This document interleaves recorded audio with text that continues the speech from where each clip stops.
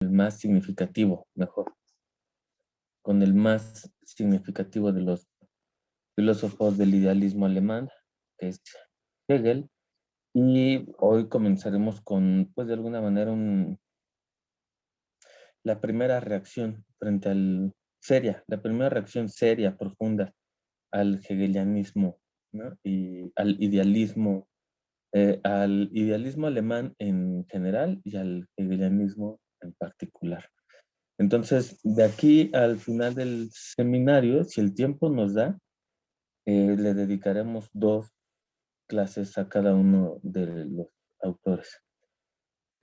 Parte de, digamos, ¿cómo decirlo?, de las labores, ¿no? De las actividades que desempeñan los profesores adjuntos o ayudantes de profesor es, pues, planear las clases, calificar y todas estas cosas, pero también es chistes que se formen como futuros profesores universitarios o yo qué sé. Entonces, pues esta va a ser la primera clase que va a estar a cargo de Lore. Entonces, en el semestre Lore va a impartir 2 clases, por eso digo que esta es la primera. Ajá, la segunda pues ya vendrá más hacia el final del semestre, ¿ok? Entonces yo voy a estar aquí, no me voy a ir ni mucho menos. Por si en alguna cosa pudiera aportar con alguna intervención, pues lo haré, pero la clase estará a cargo toda de Lore. Yo les pediría a ustedes que si Lore les dice, oigan, ¿tienen alguna duda, alguna pregunta? Lo formulen, de verdad, porque es- es- esto ayuda un buen a la formación cuando alguien es adjunto. Ujú. Entonces, pues, adelante, Lore, es toda tuya la clase. Ujú. Gracias, profe. Hola, ¿cómo están? Bueno, espero que estén bien. Eh, pues hoy bueno, hoy me toca a mí dar la clase, como ya mencionó Rodo, y pues de lo que se va a tratar hoy es de Marx, el pensamiento de Marx, como a grandes rasgos, su vida y un poco, pues sí, ligar esto que mencionaba el profe de una crítica, o es que es entre crítica y ajá, como reformulación del pensamiento de Hegel. Y bueno, después de eso, pues vamos a pasar a revisar la lectura que era para hoy, que es el manifiesto del Partido Comunista. Entonces, pues ahorita voy a bueno, a presentar una presentación de PowerPoint. Y pues en realidad son más o menos como lo que ya había hecho el semestre pasado, que solo son en su mayoría citas del texto o de otros textos, más porque es como para seguir el hilo, ¿no? Porque es que si no tengo algo, o sea, como si no tengo un documento o algo como un mapa, yo me pierdo, entonces no puedo solo hablar porque si no me pierdo. Pero pues en realidad solo son como citas que yo creía que son como de las más relevantes del texto que era para hoy. Y bueno, si tienen alguna duda o algún comentario o cualquier cosa que quieran decir durante la sesión, pues no duden en prender su micrófono si quieren o escribir o alzar la manita o pues lo que a ustedes se les haga más cómodo. Y bueno, entonces voy a presentar esta cosa y... Ay, esperen. Mm,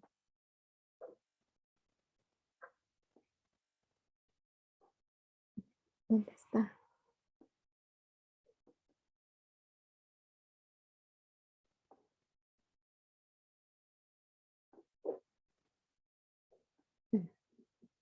Es que esta no es mi computadora, pero permítanme.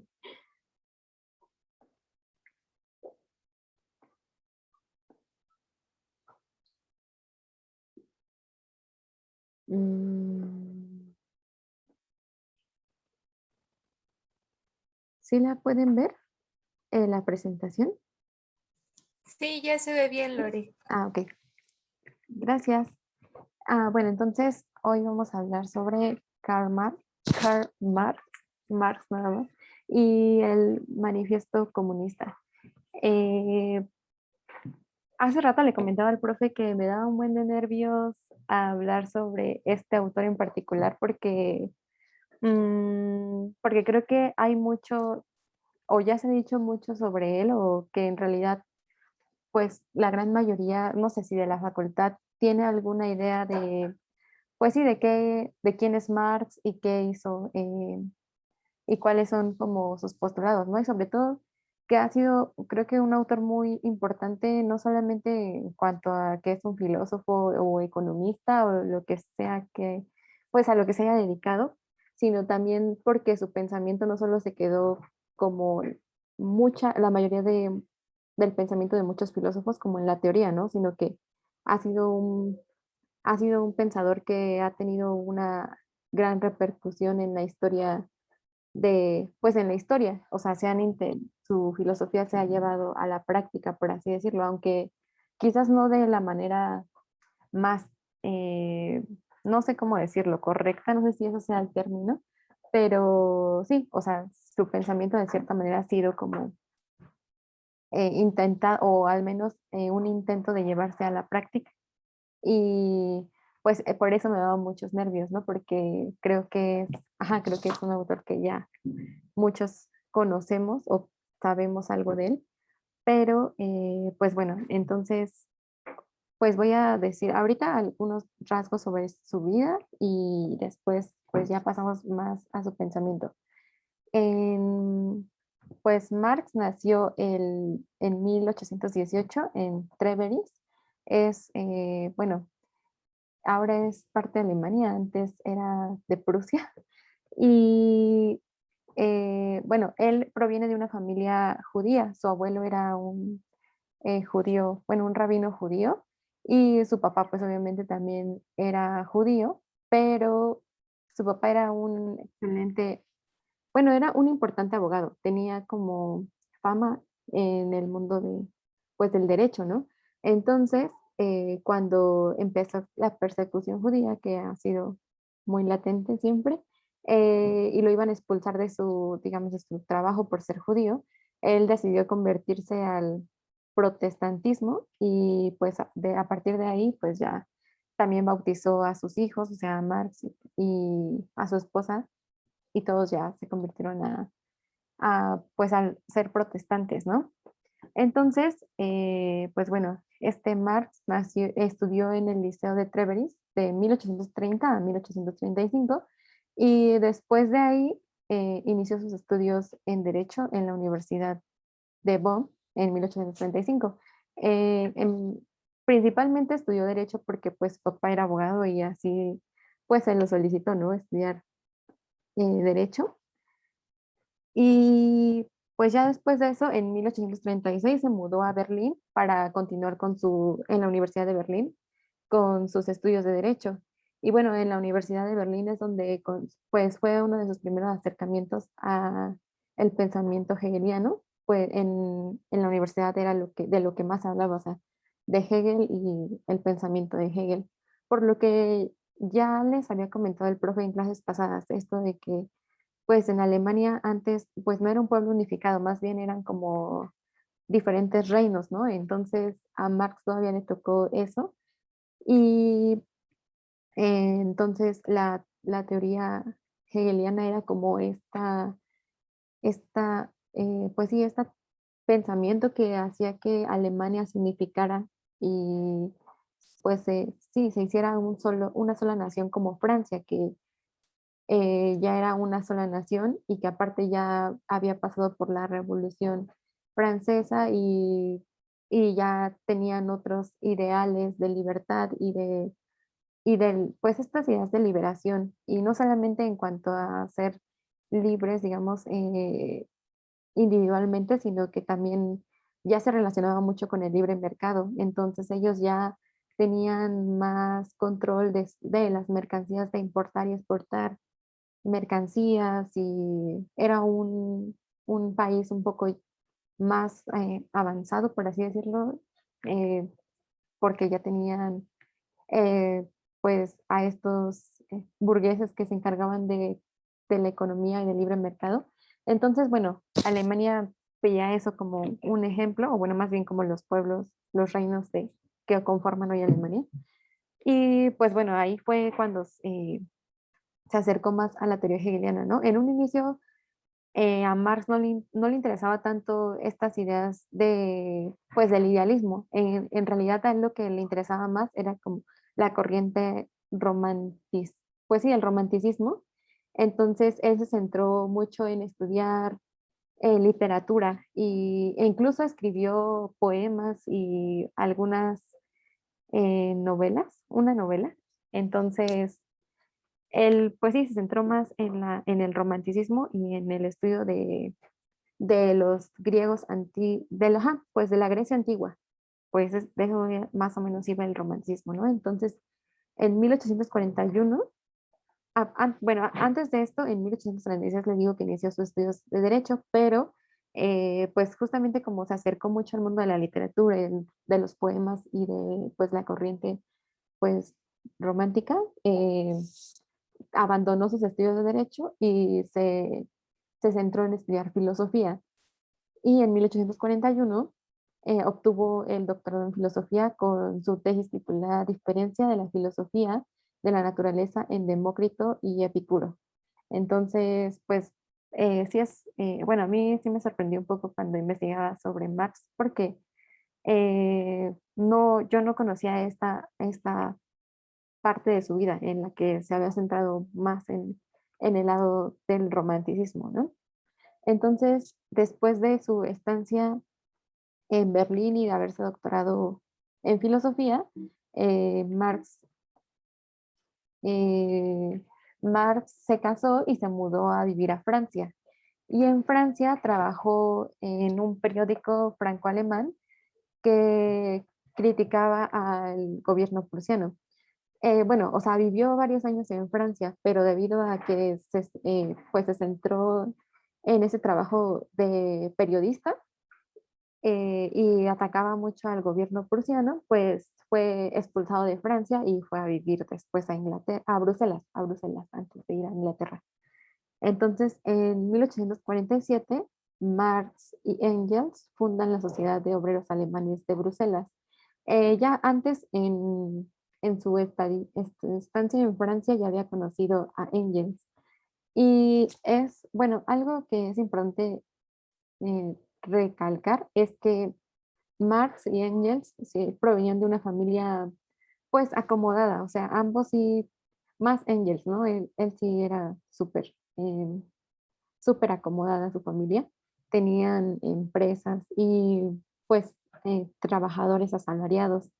Y bueno, entonces en 1847 ellos fundan la Sociedad de Obreros Alemanes de Bruselas y pues a partir de ahí empiezan un trabajo en conjunto y pues una amistad que duraría pues toda la vida, ¿no? Porque hasta que Marx murió, ya después Engels pues continuó como el legado de su amigo, eh, escribiendo y publicando algunas cosas que Marx no había publicado en vida.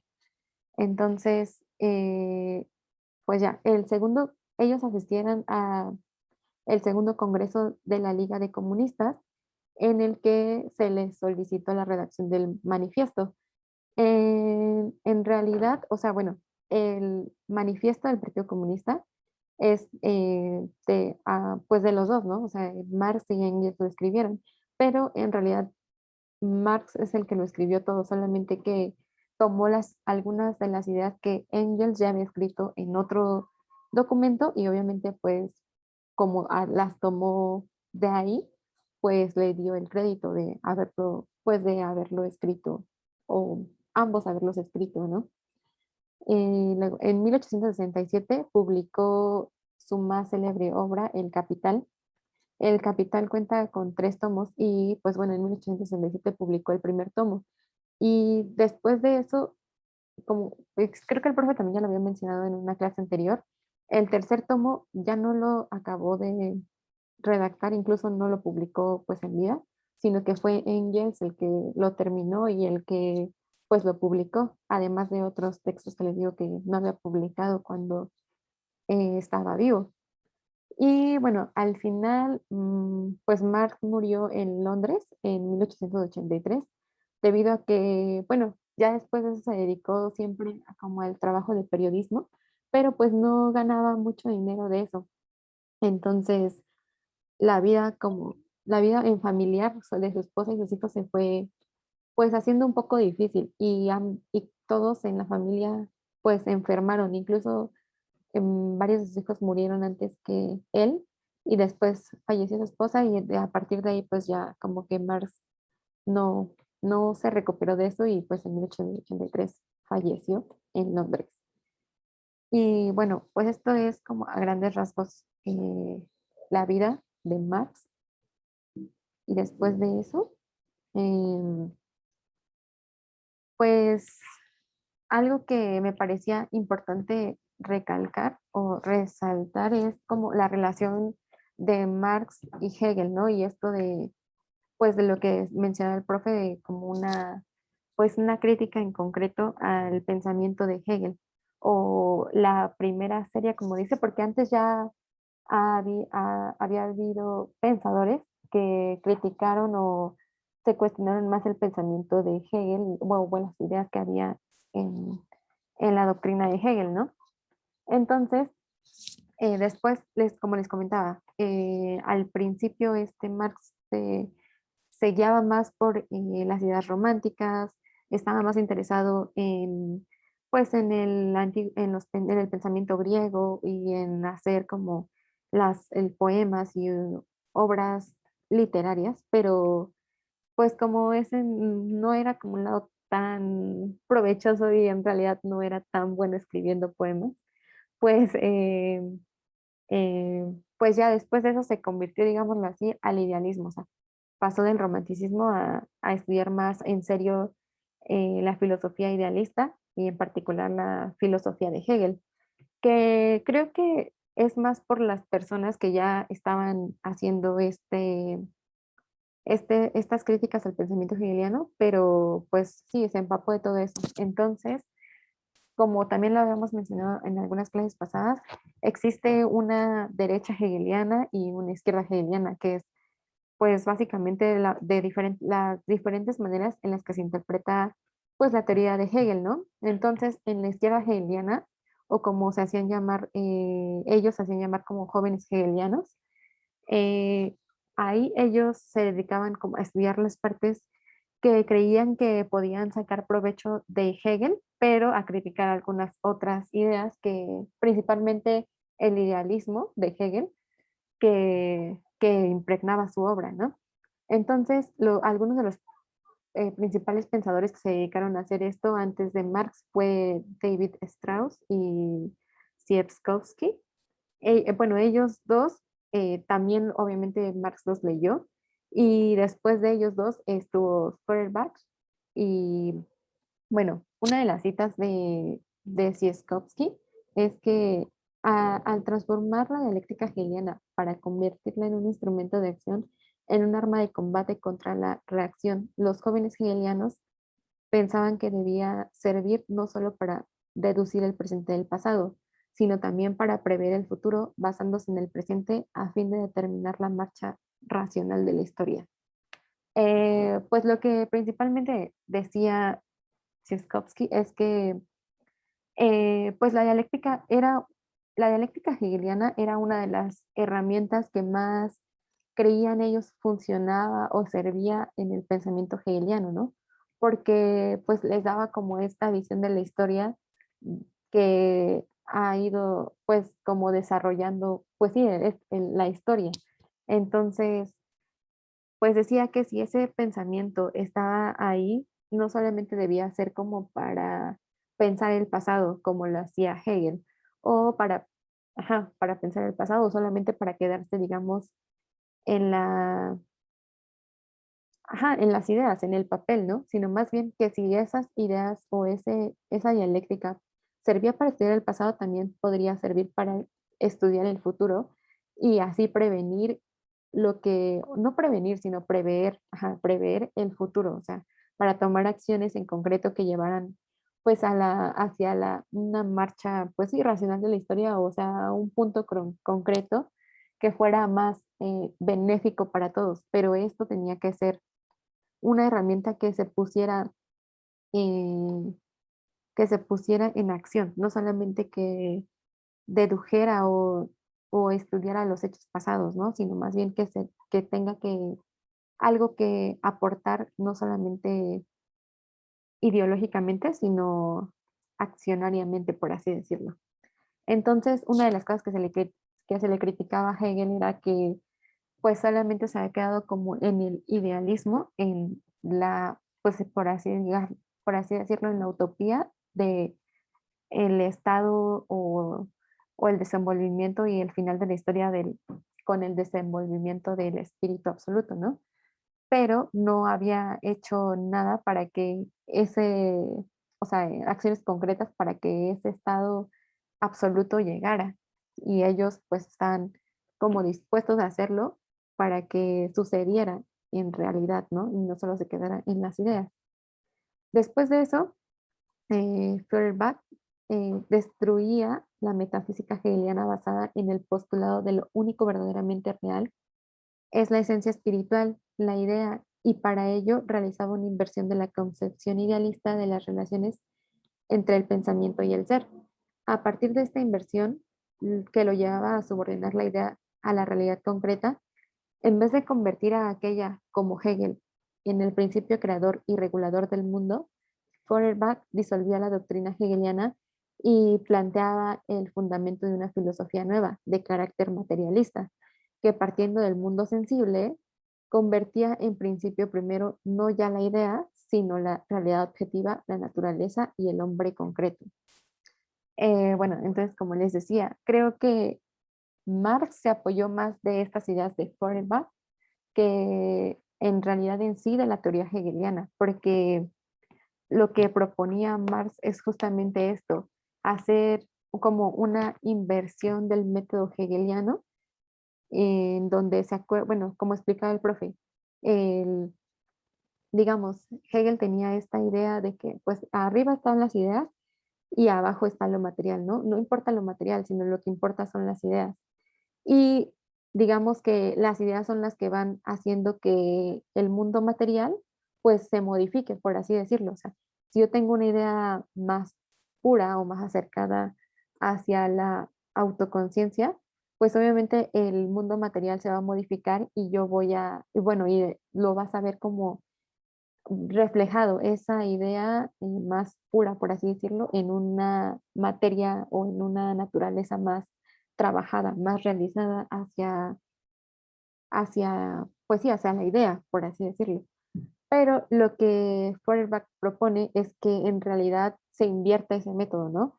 O sea, no es que importe menos la materia y que lo único que importe es llegar a la idea absoluta de lo, pues digamos así, de lo verdadero, sino más bien que lo material es lo que determina la idea.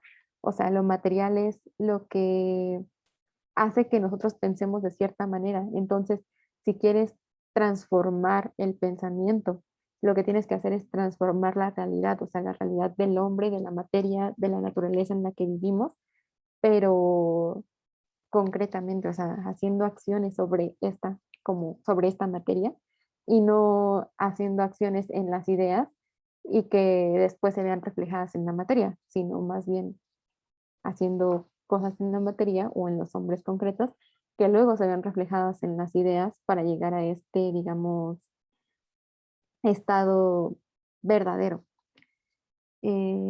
Pero no sé si tengan alguna duda hasta aquí o ustedes cómo interpretan estas citas.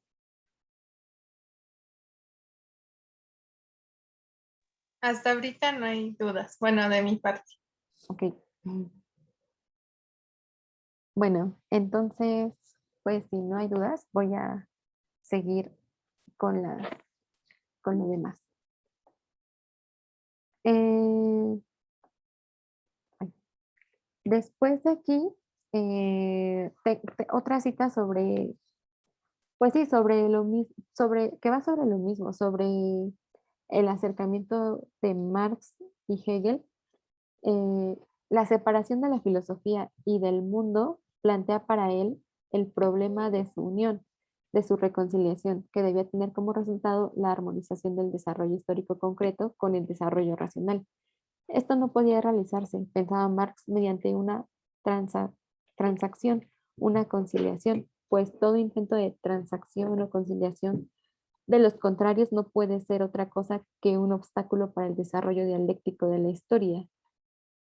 La oposición entre la filosofía y el mundo, por el contrario, debe acentuarse para hacerse fecunda, pues solo en esa acentuación pueden hacer la revolución, la transformación profunda de la filosofía y del mundo que restablece entre ellos una síntesis armoniosa.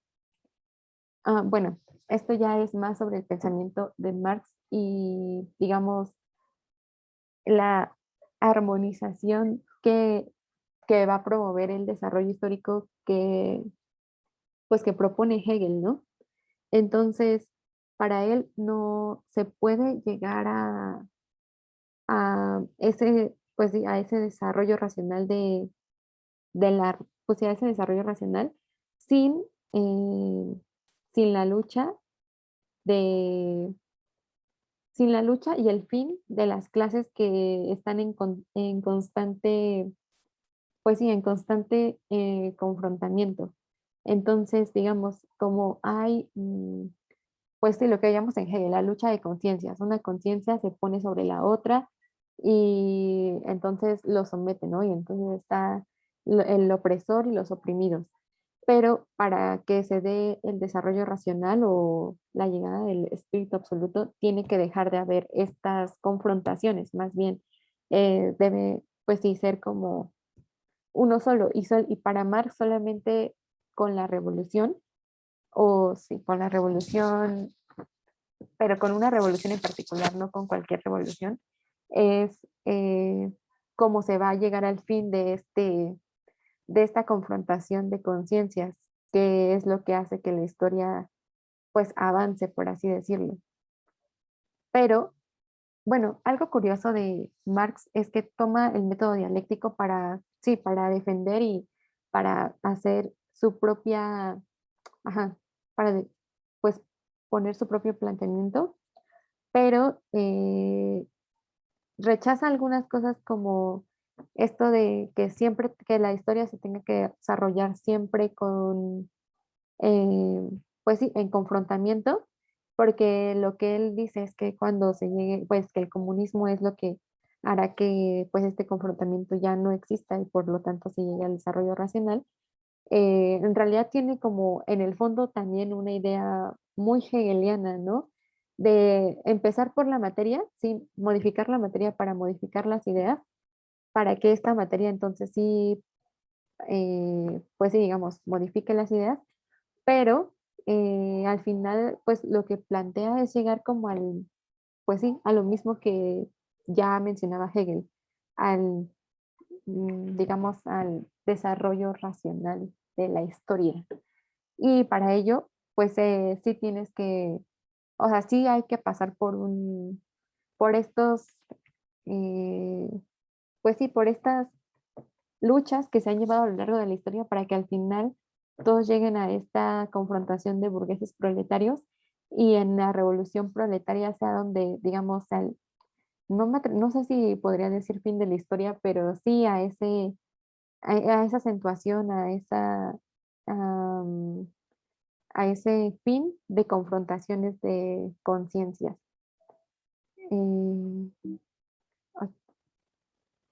entonces, bueno, no sé si recuerden lo de la dialéctica hegeliana de la afirmación, la negación y la negación de la negación. Si lo recuerdan, ¿alguien lo recuerda?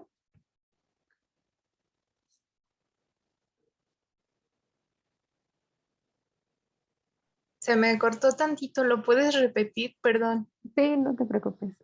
Bueno, que si alguien recuerda el método de la dialéctica hegeliana, bueno, son los tres primeros pasos que están aquí, que es afirmación, negación, negación de la negación. O sea, si lo recuerdan, ¿qué pueden decir de ello? Pues es que cuando,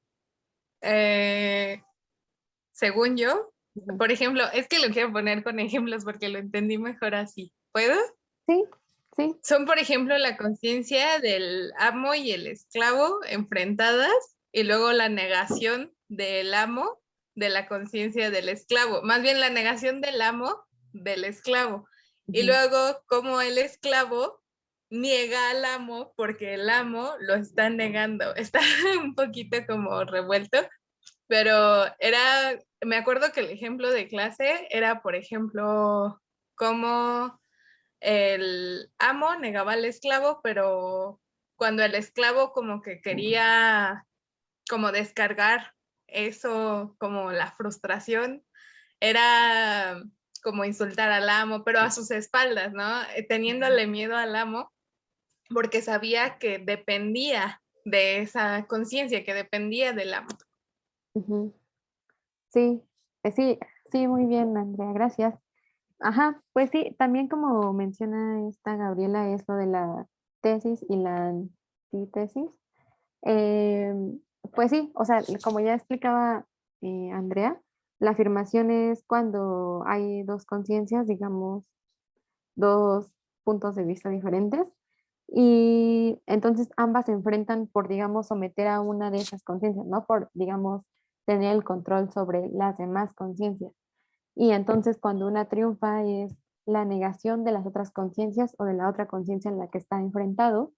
Y pues la negación de la negación es justo como decía esta Andrea, es cuando un esclavo que, digamos, niega la conciencia de la persona que lo está negando, o sea, del amo. Entonces, pues justamente esta dialéctica es como Marx piensa, o bueno, como Marx afirma que se ha desenvolvido la historia, y así es como ha sucedido. Entonces, de hecho, una de las primeras citas del manifiesto es que, bueno, es esta cita que está aquí abajo, que es la historia de todas las sociedades hasta el día de hoy, es historia de luchas de clases. Digamos que podríamos decir que las luchas de clases son esta dialéctica de las conciencias enfrentadas y negadas, ¿no? El libre y el esclavo, pues digamos, la persona libre en Grecia antigua, que pues podía hacer muchas cosas, pensar, ser filósofo, porque tenía pues esclavos que se encargaban de, pues encargaban de todas las labores que él podía hacer, pues no trabajaba, entonces eso le permitía pensar. Y ahí pues está como el opresor y el oprimido, y de los patricios y el plebeyo, o del señor y el siervo en el feudalismo, o del maestro y el oficial también en el feudalismo, ¿no? En suma, opresores y oprimidos. Han estado y están enfrentados entre sí, han mantenido una lucha ininterrumpida, ya oculta y abierta, una lucha que en todos los casos terminó con una transformación revolucionaria de toda la sociedad, o bien con el hundimiento conjunto de las clases en lucha. Entonces, justamente es como, creo que esta cita refleja muy bien lo que Marx toma de Hegel, que es la dialéctica hegeliana, y la manera en cómo ve la historia, en cómo ve la historia y cómo se ha desenvuelto esta historia a lo largo pues sí, pues a lo largo del tiempo de la humanidad.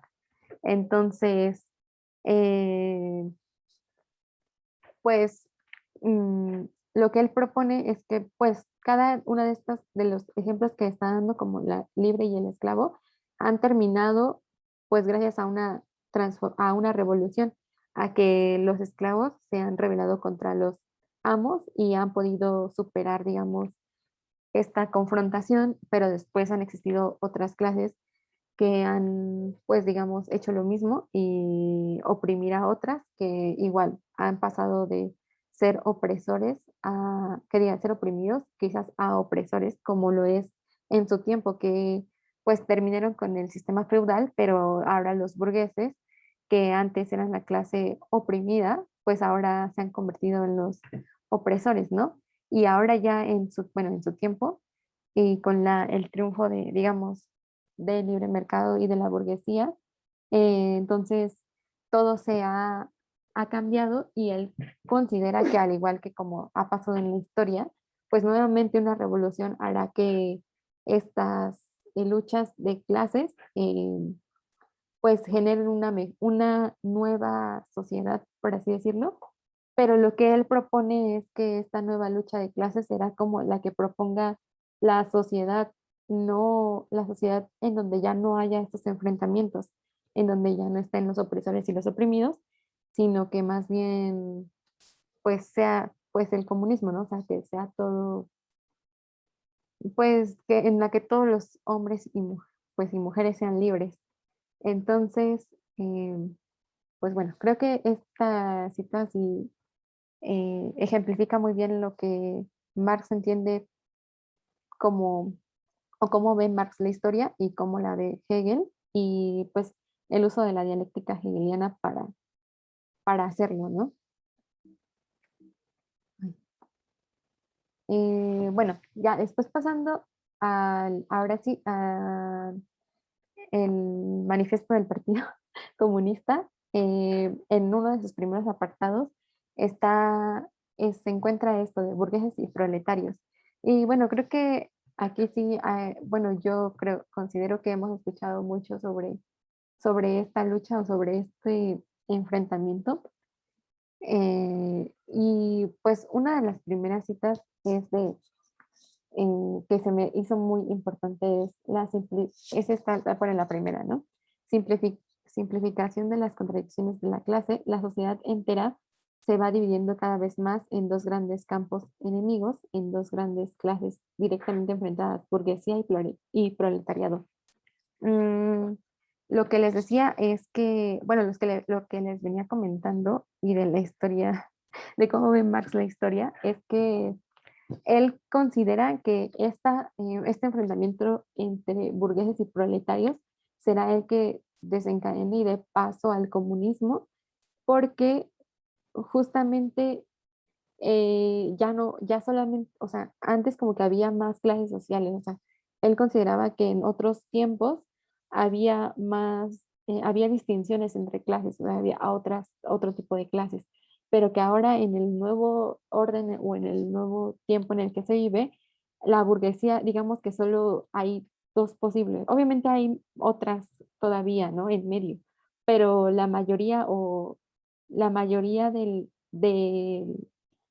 sea, de lo que provoca la burguesía es que se vaya haciendo solamente más concreto estas dos luchas entre burguesía y proletariado, porque pues los burgueses son la minoría, muy pocos son burgueses y tienen pues los medios de producción, que pues ellos son los dueños, por así decirlo, y el proletariado se va haciendo cada vez más grande. Y porque pues muchas personas no pueden subsistir ni pagar los medios de producción por pues el mercado que pues sí, que los va consumiendo, por así decirlo. Antes había como pequeños comerciantes, como ahora sigue existiendo lo mismo, ¿no? O sea, pequeñas empresas que han sido comidas por grandes empresas y eso genera que el proletariado, bueno, que esas empresas ya no sean los dueños de los medios de producción, ¿no? Y cada vez menos personas son los dueños y por lo tanto el proletariado va creciendo. Más personas trabajan para otras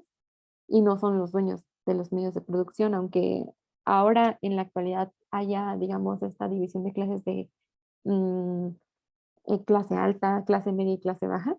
En realidad la clase media para Marx seguiría siendo proletariado porque no son los dueños de los medios de producción. Los únicos que podrían pertenecer a la burguesía son los dueños de los medios de producción.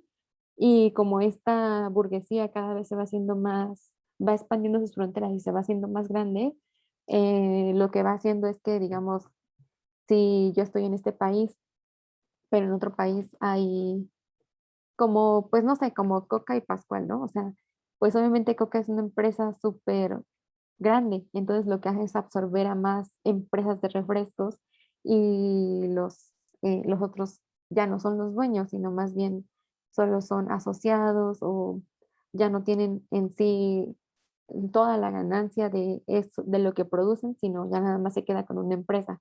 Creo que lo podemos ver mejor en la actualidad, ¿no? Y cómo son como si pues se ha propiciado esto de que cada vez haya menos personas pues burguesas y cada vez haya más, pues sí, cada vez más la sociedad sea de proletarios más que de burgueses.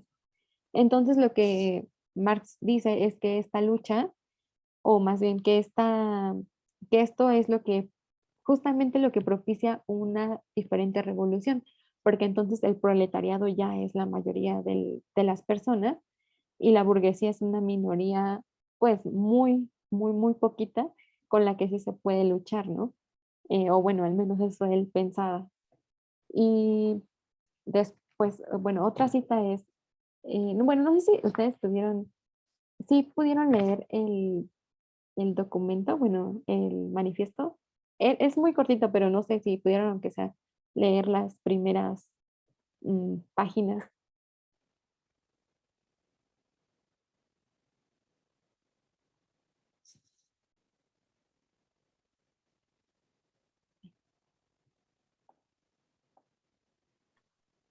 Sí, Lore, yo sí ¿Sí? pude. Sí, Ay, hay es que como no. que unas ideas principales. Ujú. Creo que en general todo ejemplifica cómo la historia de toda sociedad está basada en la lucha, ¿no?, de clases, y considero que a partir de esa idea principal da varios ejemplos a través de la historia económica o de los sistemas económicos que han existido. Gracias, Gaby. Ay, sí.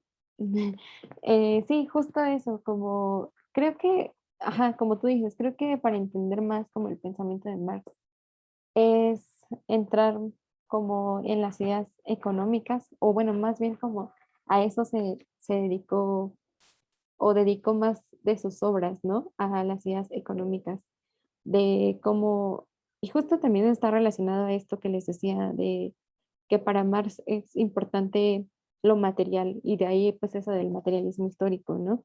O sea, lo material, las condiciones materiales, real, o sea, lo que nos conforma como sociedad, pero materialmente el trabajo y todo esto es lo que conforma al hombre, o sea, lo que hace que, pues sí, lo que define al ser humano.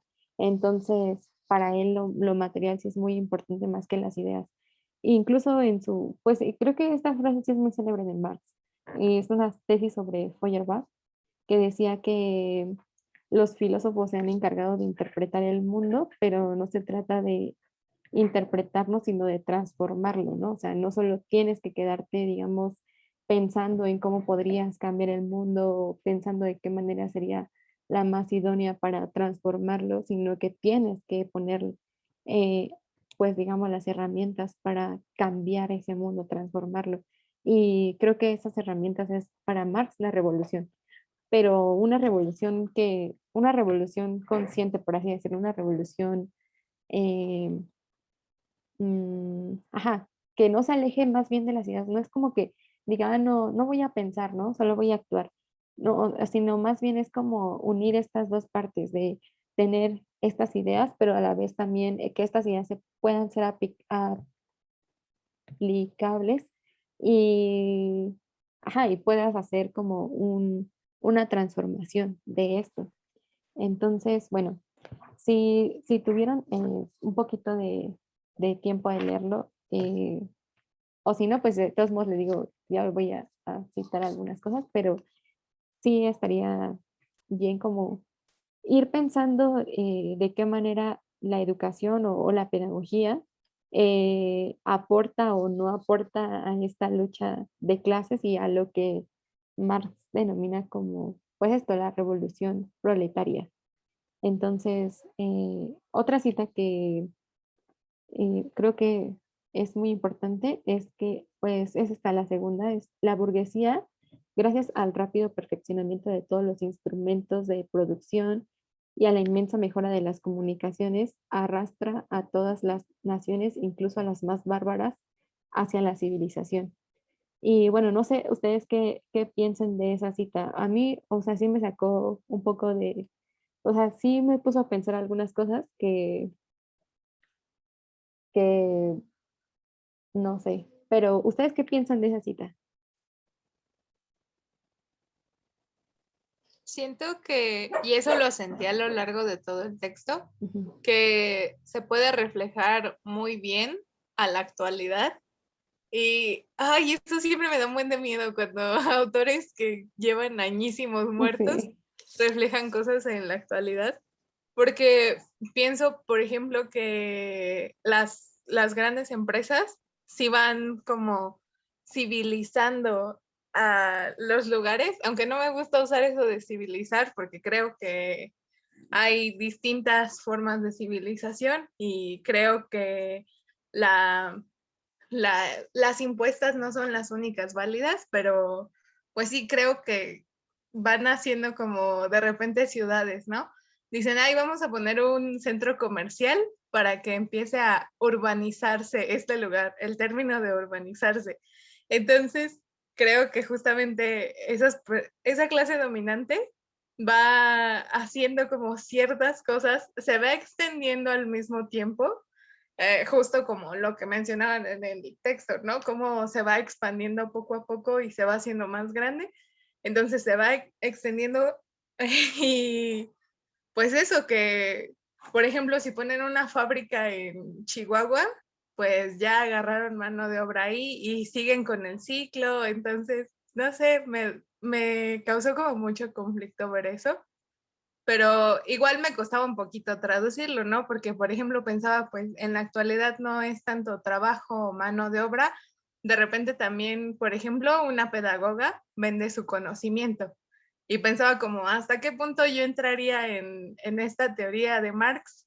Como, y no sé si alguien tenga esa respuesta, ¿no? Si tú o alguien tenga esa respuesta, ¿hasta qué punto nosotras entramos en eso? Porque no vendemos realmente fuerza, vendemos, o sea, no vendemos como nuestro trabajo físico, vendemos trabajo mental y ya, pues eso, me estuve pensando eso mientras leía.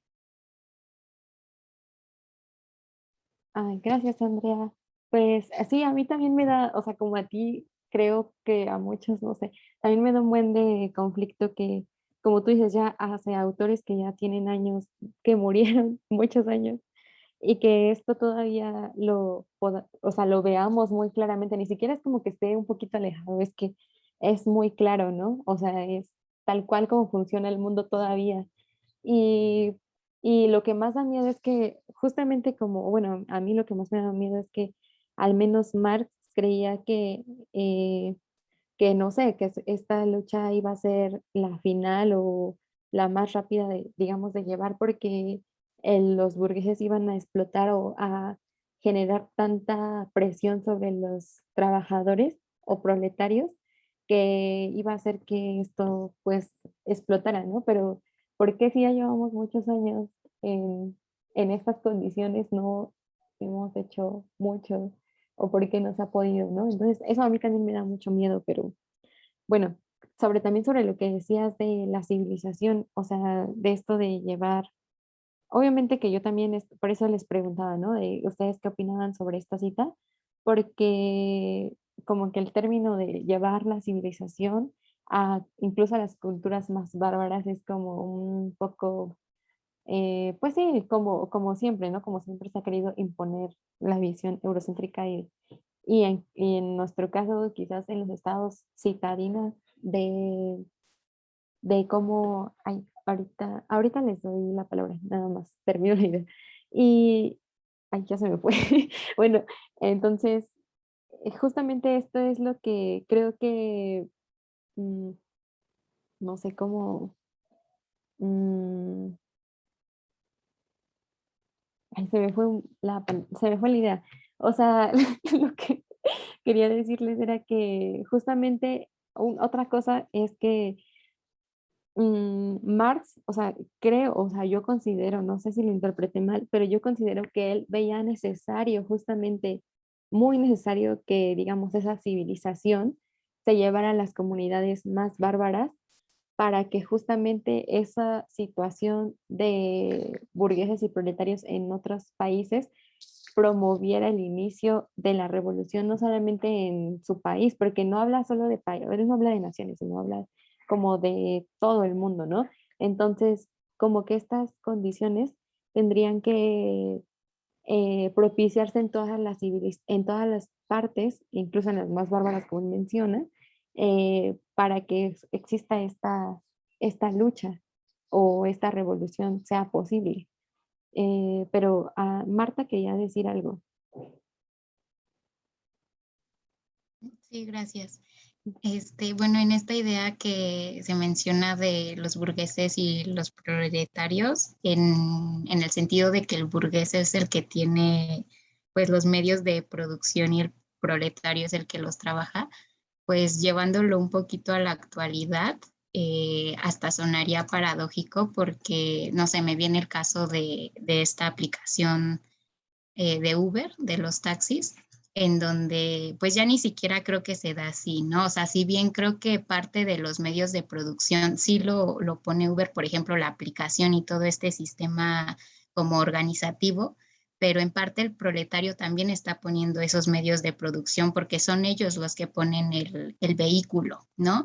Y a pesar de ello, ellos no son los burgueses y ellos no son los que se llevan pues la mayor parte de las ganancias, ¿no? Pese a que están poniendo sus instrumentos, sus medios de producción, lo que resulta en parte, bueno, a mi parecer, pues un poco paradójico, pero también muy, no sé, un poco aterrador, ¿no? No sé si aterrador sea la palabra correcta, pero donde ya está, traspasan eso, ¿no? Que no solo yo te pongo aquí los medios y tú nada más trabaja, sino que ellos también tienen que poner ya sus medios, pero aunque los ponen, no son beneficiarios de la mayoría de las ganancias, ¿no? Que se dan. Y a lo mejor eso igual lo podemos vincular con esta segunda cita que mencionabas, donde dice mejora las comunicaciones, ¿no? Porque pues básicamente esta aplicación lo que hace es organizar al taxista con el cliente, ¿no? Con quien necesita un servicio y en este sentido creo que está perfeccionando ese instrumento en cuanto a la gestión, ¿no? De una necesidad y la satisfacción de esa necesidad. No sé si necesariamente eso sea llegar a como una civilización, pero pues a lo mejor ya no pasa que en la esquina te estés peleando por un taxi, ¿no? O que a ver quién se sube primero, no sé si entendemos así la barbarie y la civilización, pero bueno, no sé, me vino a la mente este ejemplo de Uber.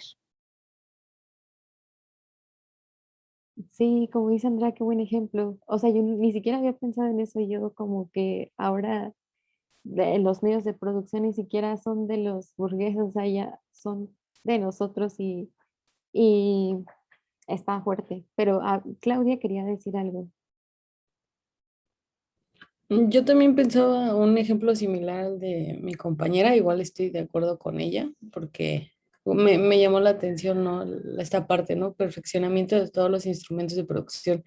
Igual, de igual manera, como que me aterra, ¿no? Porque dices, este autor era de tal fecha y como que también me pongo a pensar cómo se supone, ¿no? Siempre nos venden esta idea de que vamos avanzando, de que somos una civilización avanzada, ¿no? De que en la antigüedad no había esto ni aquello, pero realmente digo, no veo que hayamos realmente avanzado mucho porque realmente sigue habiendo esta dialéctica de amo y esclavo, de burgueses y proletarios, sigue habiendo desigualdad, sigue habiendo maltrato hacia la mujer y a veces yo una vez le decía a un compañero, digo, es como si nada más cambiaran de escenario, ¿no? Como que si la obra de teatro fuera la misma, pero nada más estuvieran cambiando de escenario, pero sigues estando en el mismo lugar, ¿no?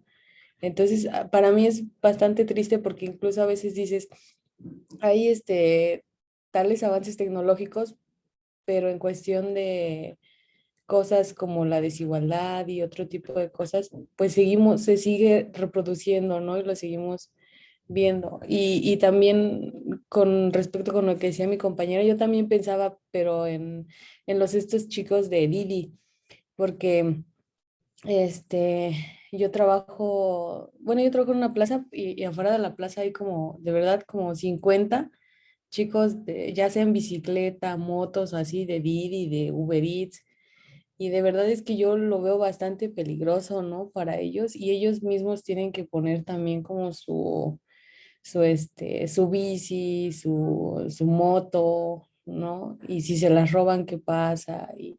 Y también me pongo a pensar cómo la burguesía o estos sistemas van perfeccionando los instrumentos en que, en que va a trabajar el proletariado o la clase trabajadora, cómo va perfeccionando todo esto, la manera en que se trabaja. Por ejemplo, eso del home office, ¿no?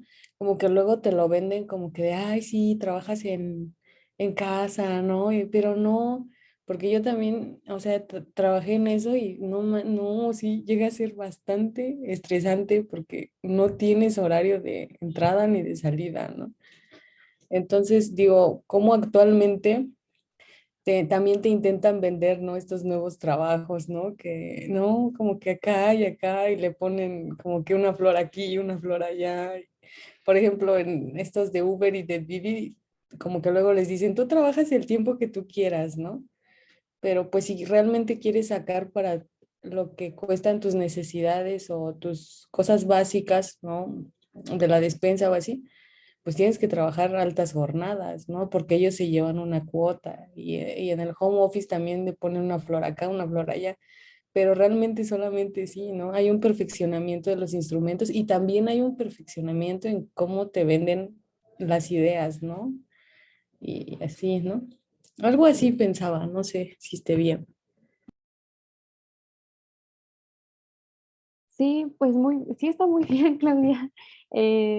Justo es como, ajá, o sea, como algo que yo no había pensado sobre que ahora, como tú dices, esto del home office se vende como algo muy chido porque no tienes que salir de tu casa o algo así, o porque puedes hacer más cosas acá según, ¿no? En tu casa y estando trabajando, pero tú pones los recursos, o sea, tú estás poniendo el internet, tú estás poniendo la luz, tú estás poniendo todo lo que haces en tu casa, que también es ir al baño, gastas agua para ir al baño. Y cuando vas a una oficina, ellos tienen que hacer, o sea, tienen que poner esos recursos, ¿no? Pero ahora creo que se abarata mucho más los costos de producción, pues con esto, o sea, con tener nuevas maneras de, de, pues de trabajar.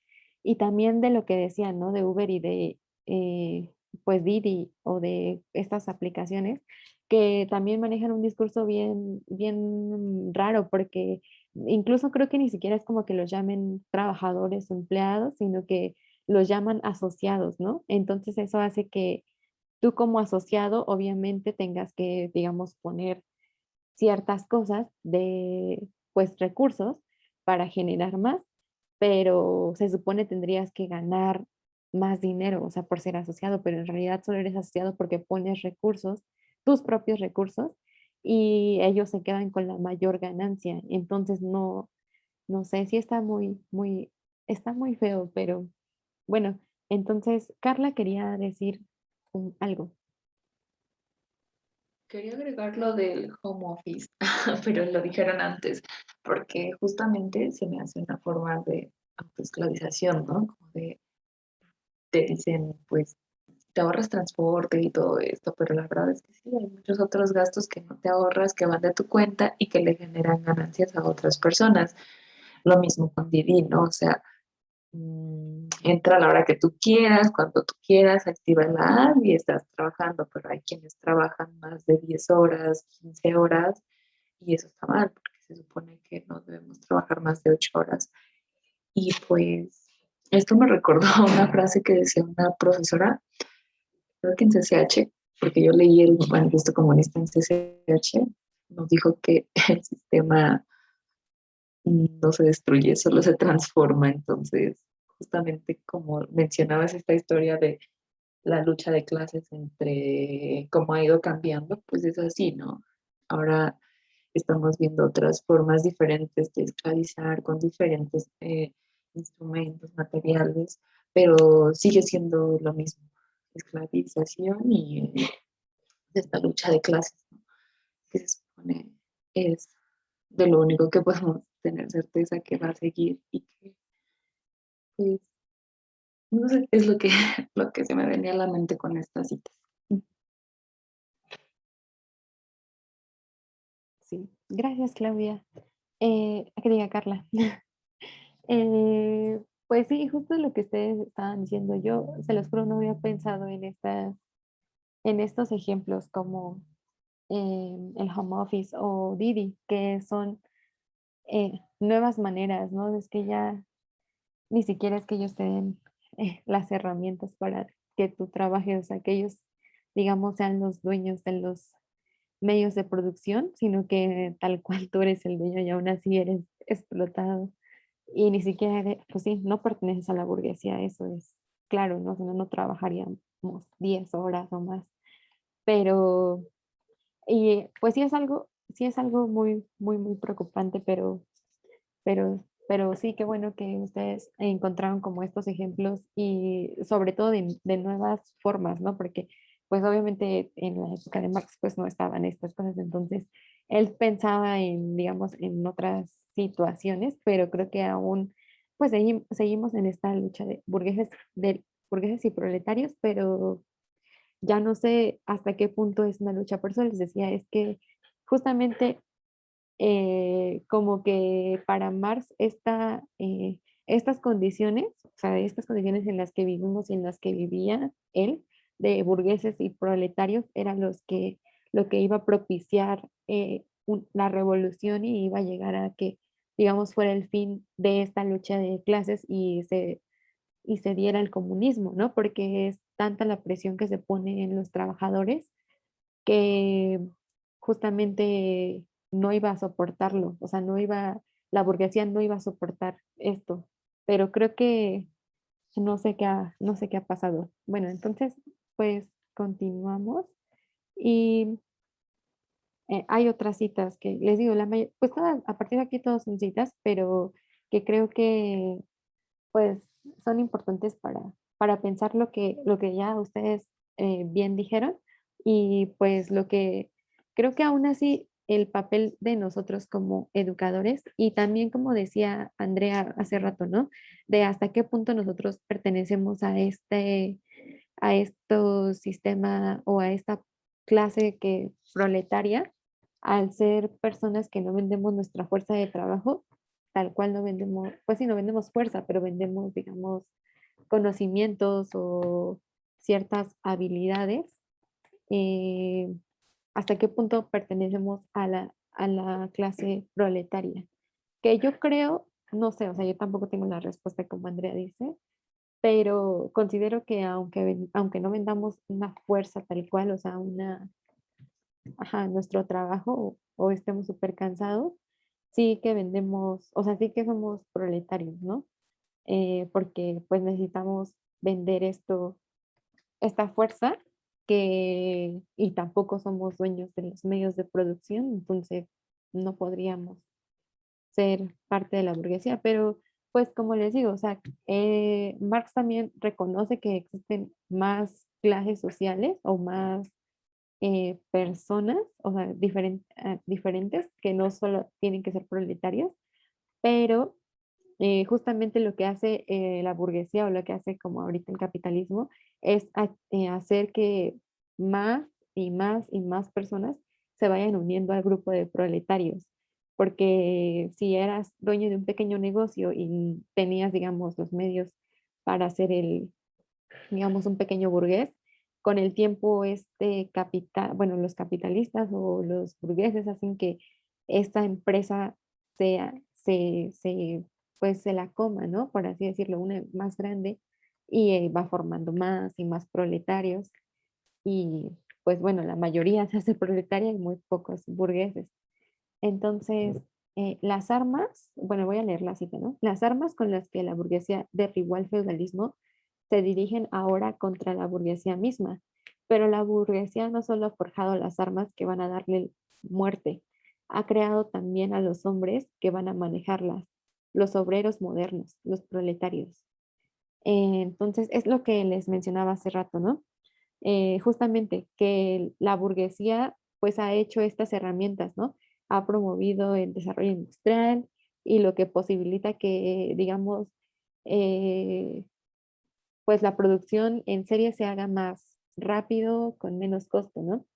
Pero justamente también ha creado a los obreros. Y con esto me refiero, es que Marx cree que realmente los obreros, o sea, los proletarios, los trabajadores como ahora los conocemos y como en su tiempo los conoció, nacieron justamente con la burguesía y con este desarrollo de la, pues sí, de, de la manufactura. Porque hasta antes de eso, en las otras luchas de clases o en los otros, digamos, ajá, en las otras revoluciones pasadas, las personas si eran esclavas o si eran siervos y le servían a un señor feudal, pero esto lo que hacía es que, digamos, mm, su trabajo tenía más sentido porque, digamos, los siervos trabajaban en el campo y estos siervos es una de las también de los pues sí, de las ideas más populares de Marx, ¿no? De la enajenación del trabajo. O sea, los siervos reconocían y veían en sí todo su trabajo, o sea, podían reconocer lo que estaban haciendo, trabajando en el campo, ganando y cosechando para trabajar para ellos, para comer y para que comieran los señores feudales. Pero digamos que esos señores feudales solo eran los dueños de las tierras y también tenían a estos siervos que trabajaban para ellos para darles de comer. Y hasta ahí, ¿no? O sea, hasta ahí no era como que trabajaran de más para que el señor siervo se quedara con más de lo debido, sino que justamente lo que necesitara él y lo que necesitara el siervo para vivir. Obviamente que pues un poco más sí se llevaba el señor feudal, pero digamos que era lo exacto, o sea, lo que necesitabas para vivir, ¿no? Y entonces ahora con la burguesía y con la creación del proletariado, la enajenación del trabajo, de ya no reconocer a trabajo como algo importante o como ya no reconocer el producto de tu trabajo, ajá, o sea, digamos, las producciones en serie solo te toca, digamos, no sé, ensamblar algo, apretar un tornillo, ¿no? Entonces, todo esto que construye, digamos, un carro, por así decirlo, a un proletario le toca hacer solamente una parte del carro y nada más. Entonces ya no reconoce a ese producto, a ese carro como producto de su trabajo, sino que más bien ya lo desconoce, ¿no? Entonces ya no, incluso eso, esa satisfacción de sentir que has trabajado y que has logrado hacer un producto ya no está, o sea, ya no es, ya no es posible por la producción en serie. Entonces, eh, eso es justamente lo que ha creado al proletariado. O sea, esas condiciones de trabajo es lo que es lo nuevo pues en el tiempo que Marx está escribiendo esto y que creo que hasta la fecha sigue siendo igual, ¿no? O sea, muchas personas ya no pueden reconocer el, el trabajo completo, reconocer un trabajo completo como suyo porque solo son una pieza pequeñita de algo muy grande y entonces pues no reconoces el producto de tu trabajo y por lo tanto no reclamas ajá, no reclamas lo que te corresponde de todo ese trabajo, porque sí, tú eres alguien que, digamos, solo haces una pequeña parte, pero al final si no existieras tú para hacer esa pequeña parte, ese trabajo grande no sería posible y pues tendrías que poder exigir como ah, pues sí, lo que te produce, la ganancia que produce esa obra completa, ¿no? Eh, sí, Claudia, ¿qué querías mencionar? No, nada, creo que ¿No? dejé la... Es que así, perdón. Lore, Bueno, yo quiero sí, mencionar algo. Eh, Creo que a su vez esto también, o sea, el que solo haga una parte, eh, también es fundamental, creo, para la burguesía, porque si aprende a hacer todo, puede independizarse, ¿no? ujú, Entonces, si solo sabe hacer algo, es parte del proceso, pero nunca va a concretar todo el proceso completo. No sé, creo que ya lo había oído en algunas otras clases que también por eso es como que se divide el trabajo ujú. y tú nunca vas a saber hacer un coche completo porque no conviene que lo sepas hacer.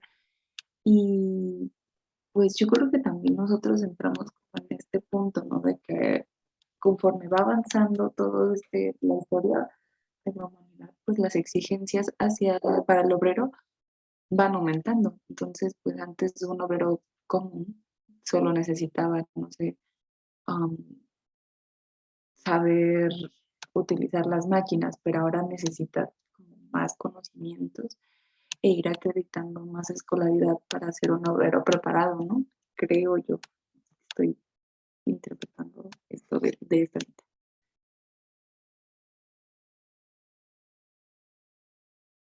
Sí, gracias, Carla. Pues sí, justo creo que, o sea, sí, también, también pasa en el mundo, digamos, académico, ¿no? En cuanto a la especialización de las,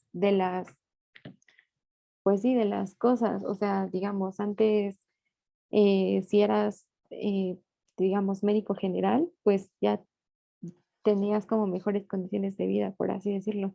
Pero ahora ser un médico general no te garantiza nada, ¿no? Tienes que estudiar una especialización no sé, en oftalmología, yo qué sé, para tener como más posibilidades, porque tampoco te garantiza nada, pero tener más posibilidades de poder tener un mejor ingreso, por así decirlo. Entonces, como que cada vez vamos centrándonos más en las cosas particulares, incluso en la academia, sí, en las particulares, más que en todo el proceso, porque justamente como tú mencionas, quizás saber todo o saber cómo elaborar completamente un carro haría que pues se volviera como a estos gremios, como antes existía cuando el feudalismo, que todavía cuando, digamos, cuando en la época de Marx, pues existían esos gremios, ¿no? Pero estas personas que se dedicaban, digamos, a ser zapateros, a ser carpinteros y que, digamos, tenían ciertos oficios que estaban agremiados y conocían todo el proceso de manufactura y hacían que, pues, y sí, o sea, que existiera como una independencia y no dependieran de nadie, pero ahora con el trabajo en serie, aparte de que conviene que no sepas hacer todo el proceso, también, digamos, se hacen más, o sea, ya no te tardas el mismo tiempo en hacer digamos, un zapato que te tomaba, no sé, yo que sé, 2 días hacerlo, ahora te toma 1 hora por la división del trabajo, entonces, y puedes hacer muchos más, ¿no? Entonces, y vender más y ganar más. Entonces, eh, pues creo que también se debe a eso y a que, pues como tú mencionas, a que no es como conveniente que se sepa todo porque se volvería otra vez, creo que sería como regresar a que todos pudieran hacer y producir lo necesario para vivir y no de más. Entonces, bueno, la otra cita es, de todas las clases que se hallan hoy frente a la burguesía, únicamente el proletario es una clase verdaderamente revolucionaria. Las otras clases degeneran y se hunden con la gran industria. El proletario es su producto más propio, los estamentos medios, el pequeño industrial, el artesano, el campesino, todos ellos atacan a la burguesía para salvar del hundimiento su existencia como estamentos medios. No son pues revolucionarios, sino conservadores. Y bueno, no sé si alguien quería decir algo. Es que, mm, no sé. Yo, Ah, pero bajé la manita, perdón. sí. ¿Qué pasó? Era que creo yo, si no me falla mi memoria, que Marx estaba vivo más o menos por la época de la revolución industrial de las máquinas y que de repente siento que empezaron a reemplazar un poquito el trabajo manual, las máquinas, y empezó a necesitarse justamente lo que mencionabas, Lore, lo de un nivel más grande de expertise, pero al mismo tiempo eso me hace pensar en que, piensa, el ejemplo es un poco burdo, pero en Charlie y la fábrica de chocolates, cuando su papá es despedido de la fábrica donde trabaja, creo que de dentrífico o algo así, porque las máquinas lo sustituyen y empiezan a ponerle las tapitas, pero de repente se dan cuenta de que las máquinas fallan y lo vuelven a contratar porque se vuelve técnico. Pero ahí empezamos a ver que se reduce en las personas que van contratando. Entonces, no sé, me surgió esa duda. No sé si tú la podrías resolver. ¿Incluye Marx esto dentro de su teoría, lo de las máquinas? Bueno, lo que ocurre con la revolución industrial. Es que a mí no me quedó tan claro. Sí, o sea, de hecho, o sea, como que la revolución industrial ya había triunfado en Francia. Entonces, lo que hacía justamente, o lo que pretendían otras naciones, es como replicar, o sea, la forma de producción, o sea, el método de producción para, pues, acrecentar como esta competencia que había, ¿no? Y por eso es justo bueno, lo que está en esta cita de que las otras clases degeneran y se hunden con la gran industria, porque justamente empieza a haber esta sustitución del hombre por las máquinas y entonces lo que antes producían, como tú dices, o sea, lo que antes hacía una persona de ponerle la tapa a las botellas, ahora lo hacía una máquina, pero como bien mencionas, al ver que también las máquinas necesitaban supervisión, porque pues sí, supervisión, contrataban a más personas, pero ya no como, digamos, como, ajá, ya no para hacer esa labor, sino más bien como técnico, como tú dices, como para supervisar los trabajos de las máquinas. Y entonces, justamente por eso es que estos como estamentos medios, o lo que podríamos decir ahora como clase media, eh, estaban en contra de la burguesía justamente por esos métodos, no por el hecho de que los explotaran, porque quizás ellos tenían sus propios medios de producción que podían ser, digamos, los dueños y no estar explotados, pero lo que hacían estas máquinas o lo que hacían pues, esta industria es quitarle su trabajo porque ellos lo producían más rápido que un artesano ajá, o que un pequeño industrial. Entonces, lo que ellos querían no es justamente una revolución. Por eso dice que el único, o sea, como que el único o la clase verdaderamente revolucionaria es el proletario, porque el proletario no tiene nada, o sea, no tiene ni un pequeño taller, no tiene nada, o sea, solo tiene, digamos, la fuerza de trabajo y es la que vende a las industrias. Y los otros estamentos medios o las clases medias que tienen pequeños talleres o pequeños, ajá, cosas que pueden hacer para subsistir, lo único que quieren es como conservar esas condiciones, conservar el hecho de que yo pueda el hecho de que yo pueda hacer un zapato y no tenga una compañía gigante que haga como 20 pares cuando yo solo hago uno. Y obviamente que la mayoría de las personas va a comprarle a ese porque es más rápido, porque es más barato o por lo que sea, ¿no? Entonces, estos pequeños o estos estamentos medios lo que quieren es justamente conservar sus pues sus estados, o sea, o sea, conservarlos. De hecho, hay una película que, no sé, al rato de las paso, se llama El joven Marx, y ahí aparece como había un montón de revueltas en donde, pues, justamente hacían lo que también de quemar máquinas o de ir y ajá, a quemar o a destruir los medios de producción de empresas más grandes, por justamente esto de que se robaban su trabajo, o sea, pues sí, hacían que los medios de producción de ellos fueran más rápido y los dejaran sin un empleo. Y ellos no querían eso, ellos solo querían pues seguir siendo ellos los que trabajaran, ¿no? Los que tuvieran la posibilidad de generar pues zapatos y que se vendieran pues como siempre lo habían hecho. Pero, o sea, Marx dice justamente por eso que ellos no son la verdadera clase revolucionaria porque ellos sí tienen medios para subsistir y en cambio los proletarios no tienen nada para subsistir más que su fuerza de trabajo. Ajá. Ah, de nada, Andrea. Pero bueno, entonces, ay, espera. Entonces, bueno, lo que propone Marx, o bueno, otra cita es que todos los movimientos han sido hasta hoy movimientos de minorías o intereses de minorías. El movimiento proletario es un movimiento independiente de la inmensa mayoría en interés de la inmensa mayoría. Lo que, ajá, lo que él decía es que justamente estas como enfrentamientos pasados como eran clases de o movimientos de minorías que tenían intereses minoritarios, ¿no? Entonces, por eso justamente no se había llegado como a este, digamos, comunismo, lo que él proponía.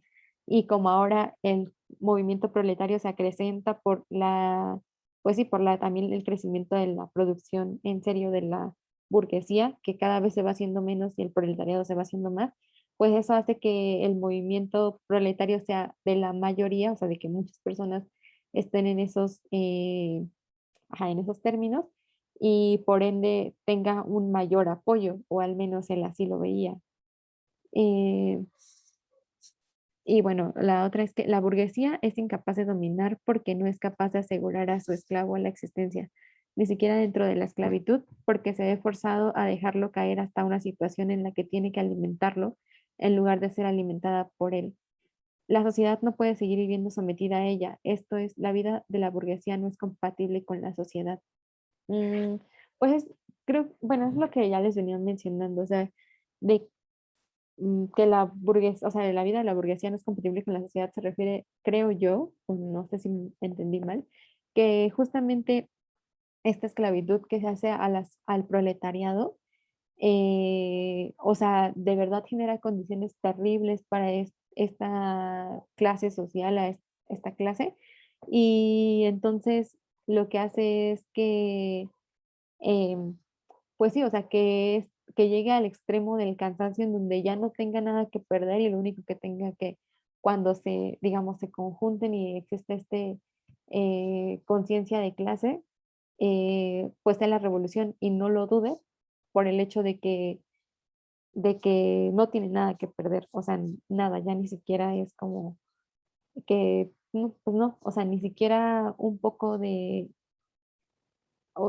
sus condiciones serían tan malas que no tendría nada que perder, no tendría nada que pensar para generar estas condiciones revolucionarias. Creo que justo eso es como, por eso lo que decía Marx de que la burguesía ha creado como a la clase proletaria que acabará con ella. Y pues parecía, o sea, y bueno, yo lo entendía y parecía esperanzador, pero como justamente ahora ustedes vienen mencionando, el capitalismo ha generado nuevas formas, nuevos discursos, ajá, nuevos métodos en los que creo que incluso esa esclavitud ya, bueno, ahora no, o sea, ni siquiera esa esclavitud ya no es como impuesta, sino más bien que nosotros mismos, nosotras mismas nos las imponemos muchas veces. Y, y pues nada, o sea, como que ellos ya no tienen que esforzarse en controlar nada porque justamente nosotros nos hemos encargado de esto, de explotarnos a nosotros mismos o explotarnos a nosotras mismas, ¿no? Y es algo fuerte, pero, o sea, creo que eso es lo que ha sucedido para que no existan las condiciones revolucionarias que veía Marx que podrían hacer el paso hacia el comunismo. Entonces, pues bueno, voy a pasar a esto que es de quiénes son los comunistas, que, o sea, de hecho creo que este libro fue creado como porque en su época también a todo lo que no apoyara los intereses de la burguesía o de el libre mercado y estas cosas se les denominaba como comunistas, sin tener muy en claro a qué se referían con comunistas o qué eran las personas comunes, o quiénes eran los comunistas, o qué querían los comunistas, ¿no? Justo como ahora, o bueno, como hoy en día, creo que también seguimos, o muchas personas siguen diciendo, ay, es que es un comunista o algo así, sin saber exactamente qué es ser comunista, o a qué se refería Marx con ser comunista, o los propios comunistas, ¿no? Porque no solo era Marx. Entonces, ¿quiénes son los comunistas? Dice, los comunistas no son ningún partido especial frente a los otros partidos obreros, no tienen intereses distintos de los que tienen todo el proletario, ¿no? Entonces, eh, mm, a ver, esperen, es que dice el profe, ¿crees, Lore, que por parte de la burguesía puede haber revolución? A propósito de tu comentario pasado, no tienes que responder ahora. Eh, por parte de la burguesía puede haber revolución, no lo sé. Yo digo que, mm, pues yo creo que no de toda la burguesía. O sea, como que creo que si tú eres dueño, que si tú te encuentras tan cómodo en tu situación o en los privilegios que tienes por ser el dueño de los medios de producción, eh, no creo que exista eh, como por parte de la burguesía estas posibilidades de revolución, o puede, o no al menos de todos, ¿no? O sea, porque por ejemplo, Engels pues era un burgués, o sea, sí tenía mucho dinero, y aún así él apoyaba las causas de los obreros, pero creo que era más porque se refería a ser como un burgués intelectual, o sea, que al final del día, pues sí era burgués, pero tenía como esta conciencia de clase que le permitía como ver las condiciones de sus o de los empleados que trabajaban para las fábricas de su papá. Entonces, pero no sé, yo digo que no sé.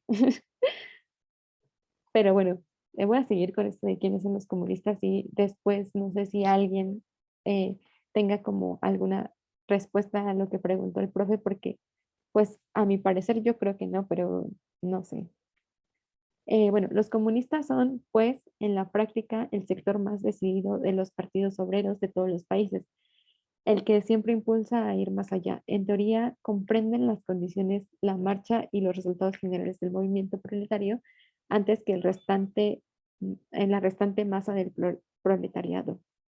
Entonces, pues los comunistas no, o bueno, ellos consideraban que no eran un partido en especial y que tampoco tenían otros intereses más que apoyar al proletariado, y que justamente estos comunistas eran como digamos, creo yo, la parte intelectual del movimiento proletario, y los que, digamos, tenían como esta visión de lo que podría suceder o esta visión y ideas de lo que podría suceder con el movimiento si es que se llevaba a cabo la revolución, ¿no?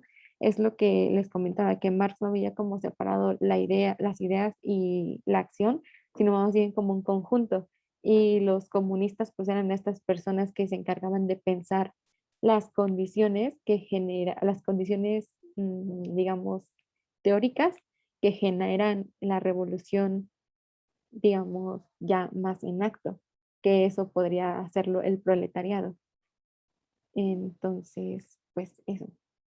Y bueno, el objetivo de los comunistas es, dice, el objetivo inmediato de los comunistas es el mismo que el de todos los demás partidos proletarios: constitución del proletariado en clase, derrocamiento de dominio burgués, conquista del poder político por el proletariado, ¿no? Entonces, bueno, una de las principales causas o objetivos de los comunistas es el derrocamiento del dominio burgués. Y justamente esto es como algo que le reclamaban o que muchas personas les reclamaban al comunismo, eh, o hacían que por eso no fuera viable, ¿no? Porque cómo es que el poder político se va a quedar en manos de los proletarios si ellos no son los que pues tienen los recursos para digamos, que las naciones tengan el dinero para subsistir, ¿no? Entonces, otra de las cosas que también proponía el comunismo, o bueno, más bien los comunistas, es la supresión de la propiedad privada. Pero justamente esto de la propiedad privada es como que se entiende que le iban a quitar todo a todos, o sea, que les iban a quitar todas sus propiedades, y todo lo que tuvieran para, mm, pues digamos, para que el Estado lo tuviera, ¿no? Y entonces que todas las personas, digamos, iban a vivir de la misma manera y justo como esta idea que se tiene de que si el comunismo triunfa, tú te vas a quedar sin nada de lo que has trabajado, ¿no? De lo que tú te has ganado con tu esfuerzo. Entonces, pues eso es lo que dice Marx. Se nos ha reprochado a los comunistas el querer abolir la propiedad adquirida, personalmente elaborada por uno mismo, la propiedad que constituye la base de toda la libertad, actividad e independencia personales.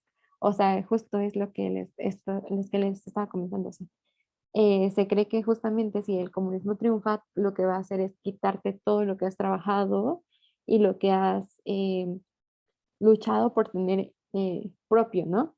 Y justamente no se trata de eso, o sea, no se trata de que les van a quitar lo que han ganado personalmente o lo que han elaborado por ellos mismos, pero justamente, o sea, no te van a quitar lo que has elaborado por ti mismo.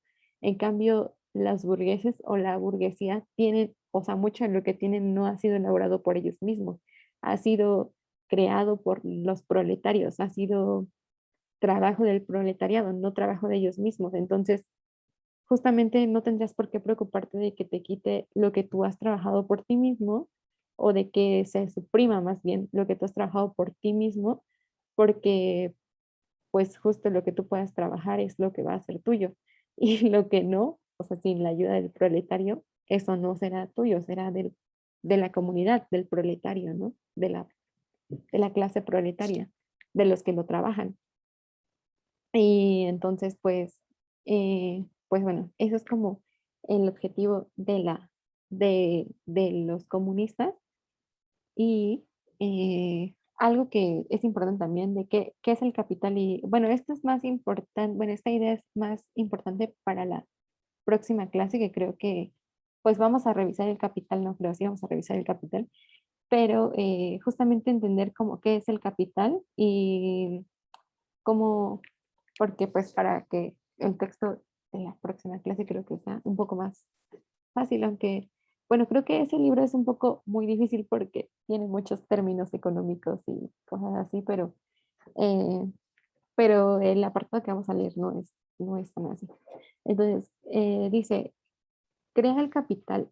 eh, Esto es la propiedad que explota el trabajo asalariado, que solo puede multiplicarse bajo la condición de producir nuevo trabajo asalariado para explotarlo una vez más. La propiedad en su forma actual se mueve en la oposición del capital y trabajo asalariado. Bueno, lo que es el capital es, digamos, ¿cómo explicarlo? Mm, pues lo que produce, o sea, lo que produce justamente que el burgués sea, pues tenga más dinero o se haga más rico, por así decirlo, es justamente el capital que hace el trabajador. Digamos que el proletariado o un trabajador trabaja en condiciones súper chidas, trabaja 8 horas, ¿no?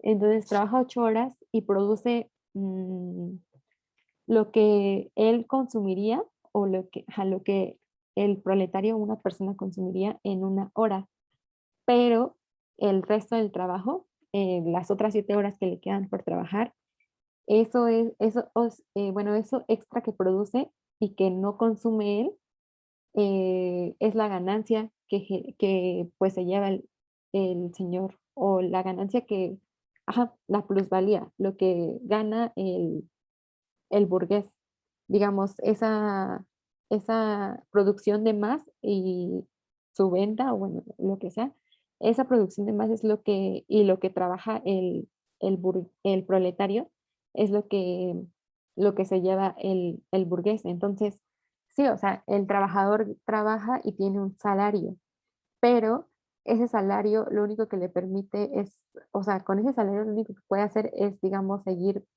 vivo, no es para estar más cómodo, sino solamente es para seguir subsistiendo y que su fuerza de trabajo se siga reproduciendo para generar más ganancia, o sea, más producción, que será ganancia para el burgués. Entonces, eso que se gana, eso que, ajá, eso que gana en producción, es lo que es el capital.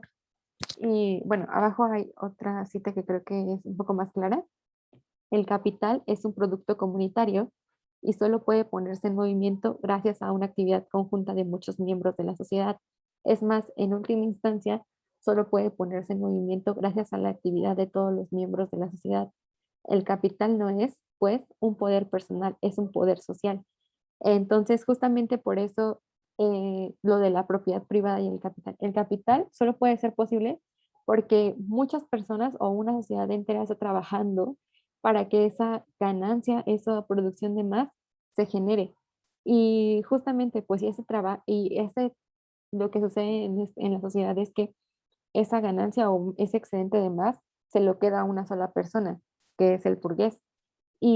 Pero en realidad no es su trabajo propio, o sea, es el trabajo de muchas personas, es el trabajo de los proletarios, y entonces no tendría por qué justamente esa ganancia, ese capital no tendría por qué ser de una sola persona si muchas personas lo están trabajando, ¿no?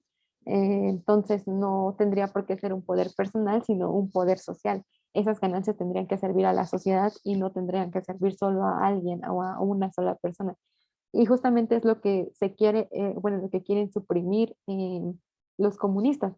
O sea, no te voy a quitar tus medios de producción, lo único que te estoy pidiendo es que ese excedente sea para la comunidad, sea para las personas que lo trabajan y que solamente lo que tú puedas trabajar sea lo que tú tengas, ¿no? Entonces, pues bueno, eso es como, no sé si más o menos se entendió lo que es el capital. Y, o sea, bueno, ajá, eso es el capital. Sí, fui clara, es que creo que no, pero Sí, yo sí te entendí bien. Bueno, esto ya lo había visto antes y no sé si por eso lo entendí. Lo había visto, creo que cuando me había puesto a investigar por qué no podíamos imprimir más dinero nada más. ah, ok. Entonces, había visto todo eso de que se genera junto con el trabajo y eso. Ajá, Pero yo sí te ok. entendí, explicaste muy bien. Gracias. Bueno, entonces voy a pasar con lo del trabajo asalariado. Dice, el trabajo asalariado es el mínimo del salario. Esto es eh, la suma de los medios de subsistencia necesarios para mantener con vida al trabajador como trabajador, lo que el obrero asalariado se apropia, pues, gracias a su actividad solo basta para reproducir su vida escueta. O sea, el trabajo asalariado, lo que define Marx como trabajo asalariado es que es el mínimo lo que necesitas justamente para seguir vivo, para seguir trabajando. Ya no hay más, o sea, eso es el trabajo asalariado. Te pagan para que sigas viviendo, pero no para que vivas bien, sino más bien nada más para que justamente sigas pues pudiendo rentar tu fuerza de trabajo como pues como trabajador, para que vivas como trabajador siempre. Entonces, pues eso es el trabajo asalariado y lo que pretende el comunismo es solo queremos suprimir el carácter miserable de esa apropiación, carácter por el cual el obrero vive tan solo para multiplicar el capital, vive tan solo en la medida en que lo exigen el interés de la clase dominante. En la sociedad burguesa, el trabajo vivo es solo un medio para multiplicar el trabajo acumulado y en la sociedad comunista, el trabajo acumulado es solo un medio para para ampliar el proceso vital de los trabajadores, para enriquecerlo, para favorecerlo. Y bueno, creo que, bueno, esa cita sí me gustó mucho, no sé. Justamente esto, ¿no? O sea, que el capital, o bueno, más bien los burgueses o el trabajo asalariado lo único que permite es que, digamos, vivamos para trabajar. Y lo que pretende el comunismo es que trabajemos para vivir, o sea, que se trabaje para poder disfrutar pues, de la vida, pues, o sea, y que todos tengamos como esa posibilidad de trabajar, o sea, no es que justamente también se les reclamaba como eso, ¿no? De que, pues entonces si dejaban, si digamos, si triunfaba el comunismo, todos se iban a hacer súper flojos y nadie iba a tener un oficio o algo así, ¿no? Porque justamente como que el Estado les iba a dar todo y entonces ya nadie iba a querer trabajar, pero no es eso, o sea, lo que se pretende es que sí se trabaja, obviamente se sigue trabajando, incluso que los medios de producción sigan siendo de quien sea, o sea, del que es un burgués, ¿no? Pero que justamente esa ganancia, que es lo que provoca, que es lo que es el capital, sea de todos, no solo del burgués, sino de todos, porque todos lo trabajan. Entonces permita que las condiciones de vida de los proletarios, pues, sean las adecuadas para vivir, o sea, tal cual, o sea, no vivir para trabajar, sino trabajar para vivir. Y pues bueno, no sé si fue claro esto del trabajo asalariado.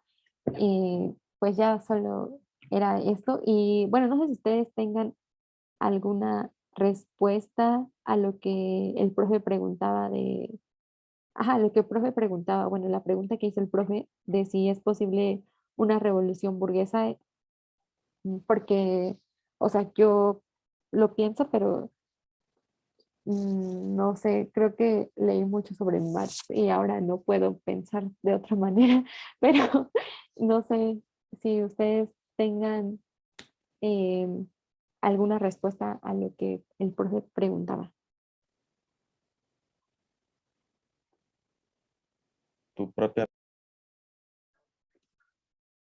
Lore, yo quería, no sé, se me ocurrió, estuve pensando en la pregunta que lanzó Rodo al chat sobre las revoluciones de los burgueses y pensé, de los burgueses, pensé en tal vez el feminismo blanco, o sea, puede ser una revolución, o no sé si se refería solo a revoluciones como laborales, como la revolución industrial o algo así, pero yo creo que el burgués sí se puede rebelar ante el sistema, ¿no? Porque justamente el feminismo blanco, no interseccional, pues lo que hace es eso, ¿no? Rebelarse ante el sistema patriarcal que oprime de cierto modo a las mujeres. Y eso fue lo que pensé en bueno, de la pregunta que lanzaron. Y nada más quería agregar eso. Gracias, Carla. Pues sí, quizás, mm, ajá, quizás en otras luchas, ¿no? No sé, como el feminismo, como tú mencionas, que creo que sí es un claro ejemplo de que hay más personas privilegiadas como el feminismo blanco, que digamos, obviamente las mujeres siempre hemos sido como no tan privilegiadas, pero siendo mujer blanca eres un poquito más privilegiada que otras mujeres. Eh, y incluso se cuestionan estas cosas, ¿no? Y han fomentado como más, ajá, como fomentado esta idea de pensarse como mujer, pero no sé si, o sea, no sé si Rodo bueno, creo que no, no había pensado en lo que tú habías dicho, Carla, pero creo que sí es un buen ejemplo de que sí se puede, digamos, que las propias personas privilegiadas se cuestionen sus privilegios. No sé si Rodo, tú tengas que decir algo de tu pregunta. Pues en realidad o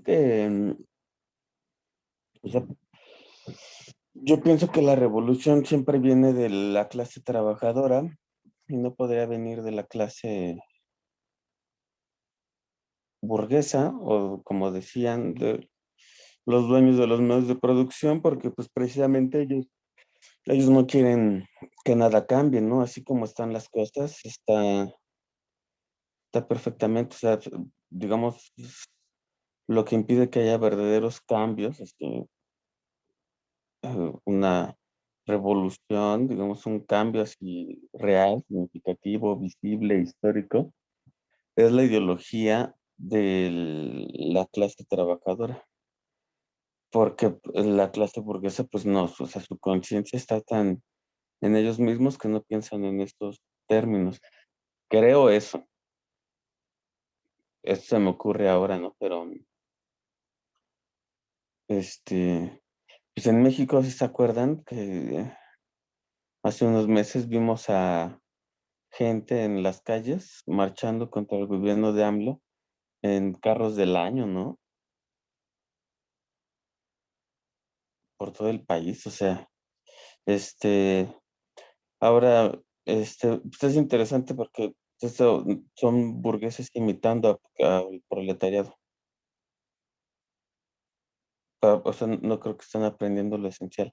No sé, la verdad es que a mí también me sigue, me deja igual también pensando. O sea, más bien era como saber qué opinaban ustedes al respecto.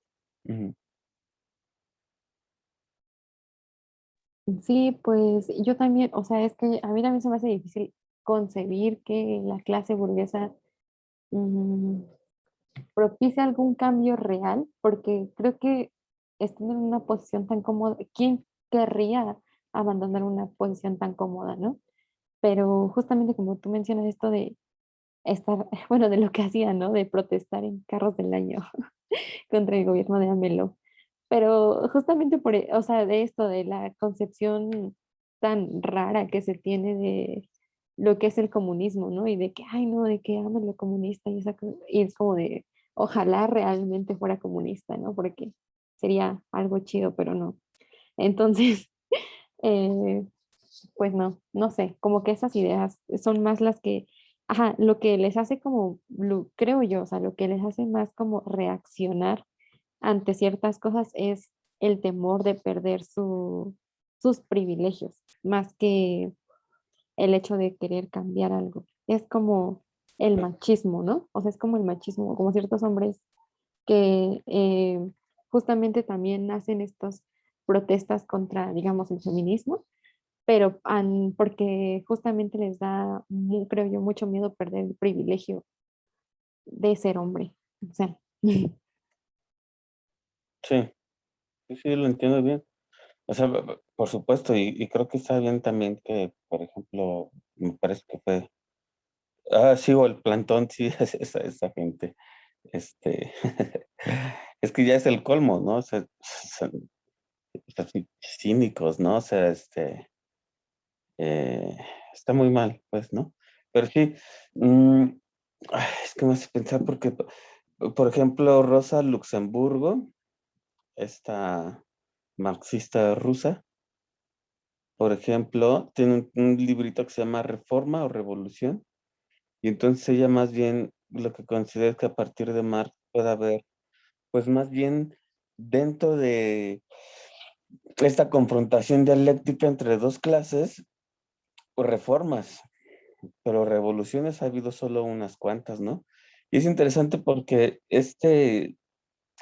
los que tomaron textos clásicos conmigo a lo mejor recuerden cuando llegamos a Argentina, Aníbal Ponce, el de Educación y Lucha de Clases, y él también habla de eso. ¿Se acuerdan? Él también dice que ha habido como varias reformas en educación a lo largo de la historia de la educación en Occidente, pero revoluciones unas cuantas. Y precisamente las revoluciones en educación han pasado con movimientos que salen o se van gestando desde el interior de la clase trabajadora.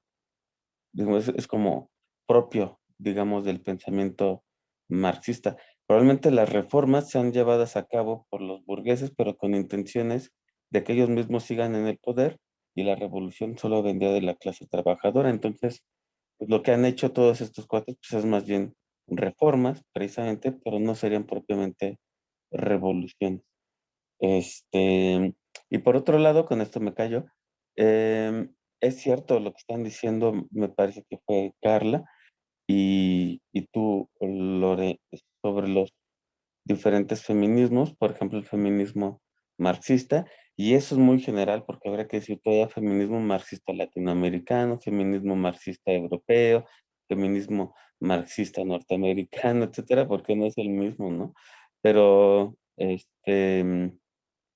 Marx decía, bueno, si el trabajador es el explotado, fíjense, es el explotado, ¿no? O el oprimido, como dice aquí en el manifiesto del burgués, la mujer es el proletariado del hombre. Es decir, Marx sí anunciaba que, dice, sí, ¿no? Está el obrero y es oprimido, pero el obrero también se agandalla a la mujer. Es decir, también trata a la mujer como proletariado, es decir, como a él lo trata la clase burguesa, ¿sí, más o menos? Ujú. O sea, es doblemente difícil porque parece que tendría que haber o pasar por un doble proceso de liberación del obrero y este, y de la burguesía como clase, ¿no? pero bueno, me gustó mucho tu clase, Lore, entonces te regreso la palabra y no sé si tuvieran algo más que preguntarte, y si no, pues bueno, que tú misma pudieras ir cerrando la sesión, ¿no? Muchas gracias, Lore, muy bien. Pues no, yo ya había terminado. No sé si tengan algún otro comentario o pregunta. Y pues bueno, nada más. Gracias por asistir y espero haya sido un poco clara en esto. Pues solo es como la introducción a Marx y pues al manifiesto del partido. Ya en la otra clase pues vamos a revisar un capítulo sobre el capital. No me acuerdo cómo se llama, pero se los paso por WhatsApp. Y también quizás, también les voy a pasar la película de El joven Marx y quizás otros videos como para entender más sobre el pensamiento de Marx. Y ya, no sé si ustedes quieran preguntar algo o decir algo al respecto. Y si no, pues eso sería todo de mi parte. Gracias. ¿Alguien tiene algo? Vaya muy bien. Una última pregunta. O observación, o sea, no tiene que ser necesariamente una pregunta.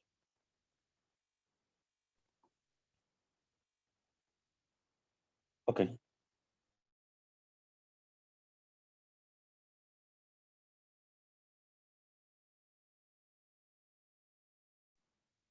Bueno, pues entonces creo que podríamos dar por terminada la clase de hoy. Muchas gracias, Lore. Ya después, en la evaluación del final del semestre sabremos la percepción, ¿no? Sobre esto, pero muy, muy bien. Ujú. Nos vemos dentro de 8 días en la facultad. Y como decía Lore, pues vamos a leer Capital. De todos modos, después ella cuando les pase el material les recuerda, pero el capítulo se llama La mercancía. Bueno, pues muchas gracias, Lore. Clase, nos vemos la próxima semana. Hasta luego. Nos vemos. Gracias. Adiós. Chao, chao. Gracias.